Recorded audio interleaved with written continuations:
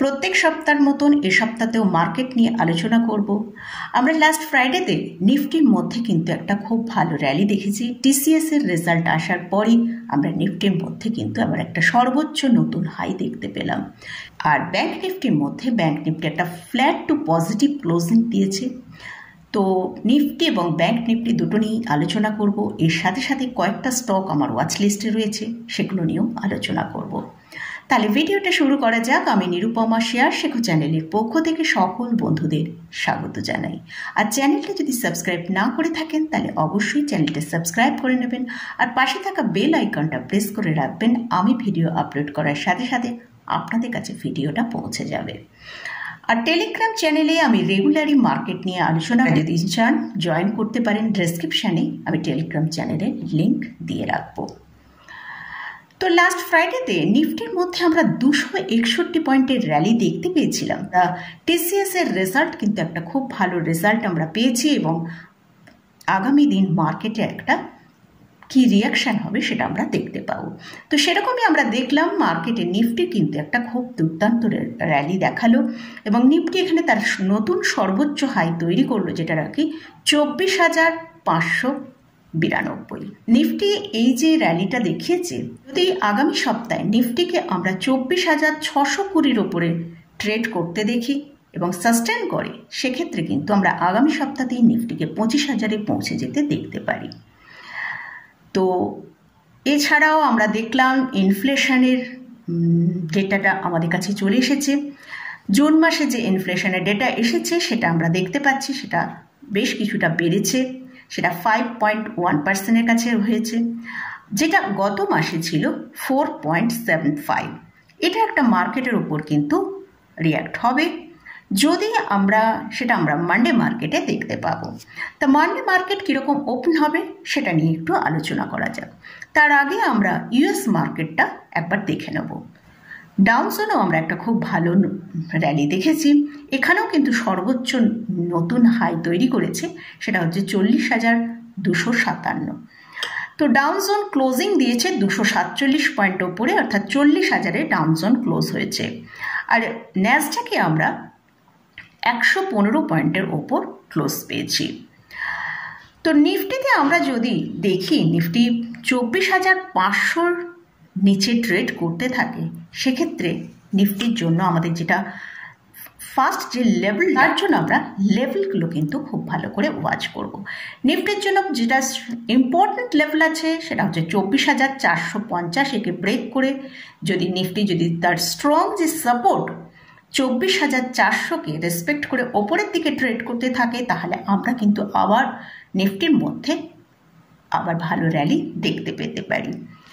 আর যদি Nifty 24,400-কে break করে নিচের দিকে আসতে থাকে, কারণ বাজেট আর মোটামুটি 11 থেকে 12 দিনের মতন বাকি আছে, যদি এখান থেকে নিফটি একটু 24,400-কে ব্রেক করে নিচের দিকে আসে, সেক্ষেত্রে কিন্তু আমরা 24,160 পর্যন্ত নিফটিকে নিচের দিকে যেতে দেখতে পারি। তাই আমরা লেভেলগুলোর দিকে কিন্তু ভালো করে ওয়াচ করব, কারণ নিফটি যদি তার এই 24,400-কে ব্রেক করে তাহলে কিন্তু বেশ অনেকটাই নিচে আসতে পারে। তো এটা গেল নিফটি নিয়ে আলোচনা করলাম। নেক্সট আসছি ব্যাংক নিফটি। ব্যাংক নিফটিতে আমরা কিন্তু লাস্ট ফ্রাইডেতে একটা ভালো ফার্স্ট র্যালি দেখেছিলাম, যেটা হচ্ছে 52,750-এর ওপরে ব্যাংক নিফটি ট্রেড করেছিল, কিন্তু সেখানে সাস্টেন করতে পারেনি, সেখানে একটা ভালো সেলিং আসে। ক্লোজিং টাইমে আমরা ব্যাংক নিফটিকে দেখলাম 52,228 পর্যন্ত এসে সেখানে ক্লোজ দিয়েছে। একটা ফ্ল্যাট টু পজিটিভ ক্লোজ আমরা পেয়েছি। তো ব্যাংক নিফটি যদি 52,750-এর ওপর ট্রেড করতে থাকে এবং সেখানে যদি সাস্টেন করে, তাহলে ওপরের দিকে আমরা কিন্তু ব্যাংক নিফটিতে ভালো একটা মুভমেন্ট দেখতে পেতে পারি, সেটা হচ্ছে 53,261।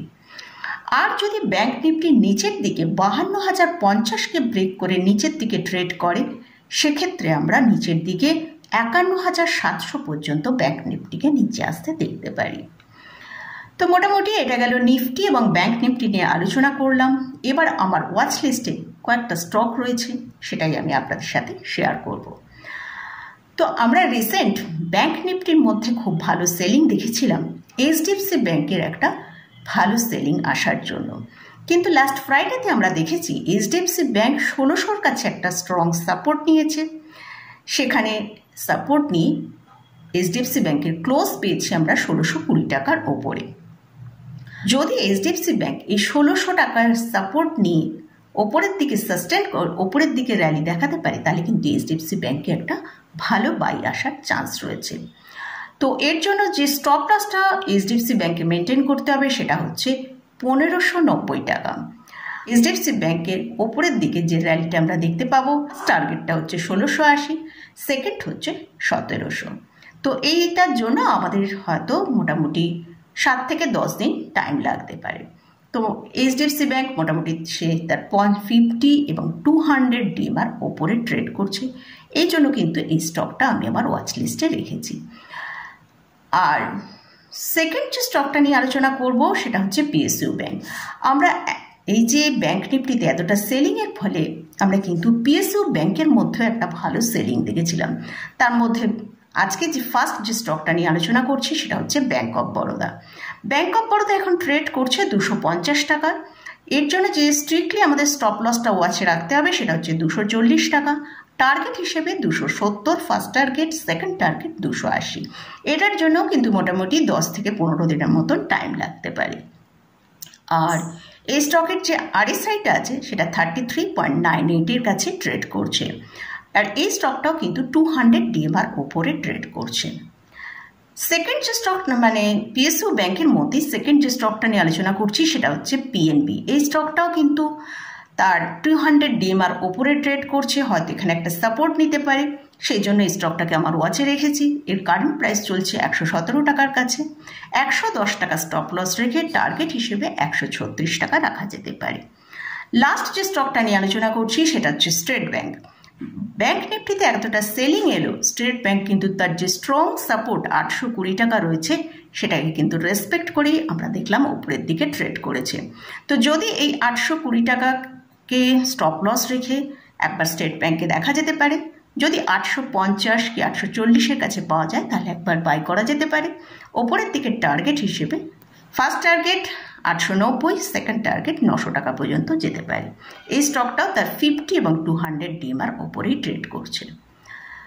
তো মোটামুটি এতগুলো স্টক এবং ইন্ডেক্স নিয়ে যে আলোচনা করলাম এইগুলোই কিন্তু আমি আমার ভিউটা আপনাদের সাথে শেয়ার করলাম, এবং স্টকগুলো আমার ওয়াচ লিস্টে যেগুলো রেখেছি সেটাই আমি আপনাদের সাথে শেয়ার করলাম। আমি কিন্তু এই স্টক বা ইন্ডেক্স কোথাও কোনো বাই রেকমেন্ডেশন করছি না। আপনারা যদি এর মধ্যে কোথাও বাই করতে চান অবশ্যই আপনারা আগে ভালো করে চার্ট ফলো করবেন, করে নিয়ে চেক করে তারপর বাই করবেন।